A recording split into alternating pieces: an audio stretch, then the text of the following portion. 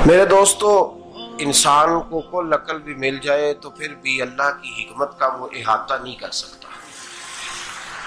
रब्बे करीम को ज़्यादा पता है कि हमारे लिए कौन सी चीज़ बेहतर है और कौन सी चीज़ हमारे लिए नुकसान का बाइस है। अल्लाह तबारक व तआला की हिकमत ये चाहती है कि मेरे बंदे परेशान ना हो। रब ये चाहता है कि मेरे बंदे किसी जगह पे भी दिक्कत और परेशानी का शिकार ना हो। तो अल्लाह तबारक व तआला ने राह एतदाल इख्तियार करने का हुक्म इरशाद फरमाया कि तुम एतदाल के रस्तों पे चलो, मोतदल जिंदगी गुजारो, अफरातो तफरीद से बचो। आज जिस माशरे में हम वक्त गुजार रहे हैं, इस माशरे में हम इस बात को समझने से कासिर हैं कि असल हमारा मसला क्या है। हमारा असल जो मसला है उसकी शनाख्त हमें कैसे होगी और हम फिर उस तक रसाई किस अंदाज में हासिल कर पाएंगे। हम हमेशा अपनी आमदन बढ़ाने के चक्कर में रहते हैं। एक काम और शुरू कर लें, पार्ट टाइम जॉब शुरू कर लें, कोई साइड बिजनेस उसका आगाज कर लें। हमारी जो दौड़ लगी हुई है वो लगी है काम बढ़ाने में, आमदन बढ़ाने में। हालांकि इस्लाम हमें ये कहता है कि तू आमदन बढ़ाने के चक्कर में ना पड़। असल बात यह है कि तू अपने खर्चे कंट्रोल कर। तंग इंसान वो नहीं होता जिसकी आमदन थोड़ी होती है। ये तवज्जो कीजिएगा मेरी बात, ये कीमती बात है और गुफ्तगू सारी का लुबे लुबाब है। तंग बंदा वो नहीं होता जिसकी आमदन थोड़ी होती है। असल परेशान वो होता है जिसके खर्चे ज्यादा होते हैं।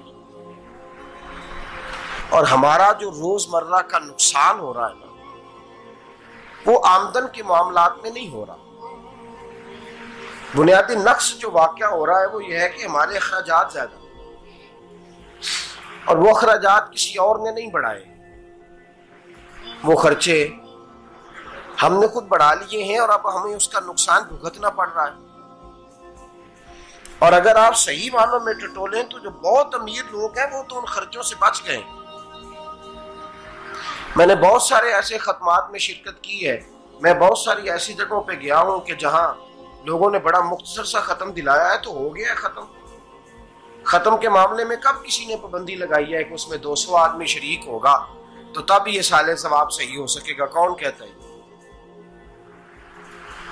या शादी के मौके पर अगर सारे बहन भाइयों को न बुलाया गया तो मेरी शादी पाया तकमील तक नहीं पहुंचेगी, इसमें बरकत नहीं होगी। ये किसने फतवा दिया है? मोतदल जिंदगी का इस्लाम हुक्म देता है। मैं पढ़ रहा था कि एक बहुत बड़ा सदर है, गालबन सूडान के सदर की बात हो रही थी, तो अपने बेटे की बारात लेके गया तो 4 लोग गए हैं बारात और 15 लोगों का उसने एहतमाम किया अपने घर में खाना खाने का। तो क्या शादी हो गई कि रुक गई? तो भाई राग अलापना इस बात का कि बड़ी परेशानी है, कोई साइड बिजनेस शुरू किया जाए फलान जगह फलान जगह फलान जगह। तो असल मामला ये है कि पहले एक बंदा कमाता है तो फिर भी घर ही चलता है, फिर बड़ा बेटा साथ शामिल होता है तो फिर भी घर ही चलता है, फिर मंझला बेटा शामिल होता है तो फिर भी घर ही चलता है। जो रोना दादाजी रोया करते थे कि बड़ी मुसीबत है, बड़ी मुश्किल है, गाँव में रह अकेले होते थे और वो 5 बच्चों को और 4 बच्चियों को वो पालते थे। तो जो वहां परेशानी थी वही आज परेशानी शहर में आकर पढ़ लिख कर मोटी तनख्वाह लेकर वही परेशानी हमें है। तो मैं जिस नतीजे पे पहुंचा हूं इसको पढ़ के, कुरान मजीद की चंद आयात को देखकर और इस मफहूम की जो हदीसें कुतुब हदीस में पाई जाती हैं और हमारे बुजुर्गों ने हमें जो मिजाज इस हवाले से दिया है, मैं इस नतीजे पे पहुंचा हूं कि मसला आमदन का नहीं, मसला खर्चे का है। हमारे खर्चे बुनियादी तौर पर ज्यादा, और अगर फिर हम ज्यादा बोझ खवातीन पे डालते हैं कि वो मुतालबे ज्यादा करती हैं। और अगर आप मुझसे पूछें तो खवातीन की भी अगर किसी जगह कोई आदत खराब होती है तो उसमें असल किरदार उसका होता है जो वो आदत खराब तो क्यों अपने गले से उतार के आप किसी के गले में बात डालने के चक्कर में हैं? वो खवातीन की तबीयत नहीं ऐसी है। असल बात यह है कि हमने आदत डाली है, हमने ये मिजाज उनको दिया तो उनका बना है, न कैसे बन सकता। तो एतदाल जब तक जिंदगी में नहीं होता, पानी प्यास बुझाता है, लेकिन एक गिलास ही हो तो प्यास बुझाता है। बाल्टी को मुंह को लगाएगा तो कपड़े भिगो देगा उसके। हालांकि पानी बुरी चीज का नाम नेमत है ना, बहुत बड़ी अल्लाह की, लेकिन प्याले में ही अच्छा लगता है। कोई मटका मुंह को लगाएगा तो तंग होगा, प्याला ही बेहतर है उसके लिए। तो मेरे दोस्त, मटके से भी बाज़-औक़ात काम चल जाता है, लेकिन अगर कोई कहे नहीं मुझे दरिया ही चाहिए तो उसका तो घर बह जाएगा, सारा घर बह जाएगा उसका। हमें दरिया काबू करने का मूड बनाया हुआ है तो इससे घर बहा करते हैं, इससे घर बना नहीं करते। घर प्याले से पानी पीने से बनता है। अगर तू दरिया पे कब्जा करने का मूड बनाएगा तो घर बनेगा नहीं, घर बह जाएगा। आग ना हो तो खाना पक नहीं सकता, लेकिन हल्की आंच से खाना पकता है। और अगर आंच तेज कर दी जाए तो जी, करीने क्यास बात कर रहा हूं मैं, अकल से मावरा नहीं कर रहा। करीने क्यास समझाने के लिए मिसालें दे रहा हूं।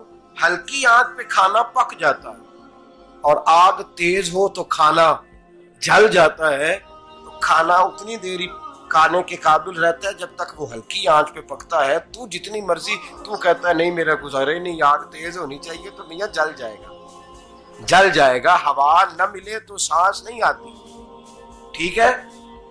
ऑक्सीजन ना हो तो सांस, हवा ना चले तो गुजारा नहीं होता। लेकिन अगर तेज चले ना,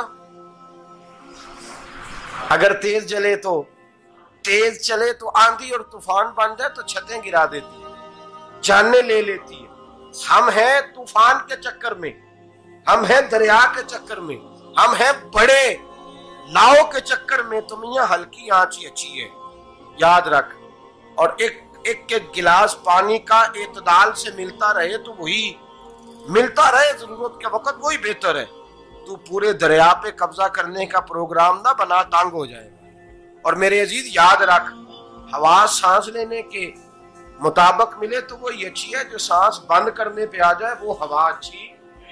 हमने चक्कर चला लिया है कि ज्यादा पैसा, रातों रात पैसा, लंबा पैसा, ये प्लाट भी मेरा, वो प्लाट भी मेरा, गुजरांवाला भी, गुजरात भी, लाला मूसा खारी और पिंडी तक जहां मैं जाऊं मेरे नाम की तख्तियां लगी हुई होनी चाहिए। इस्लाम मना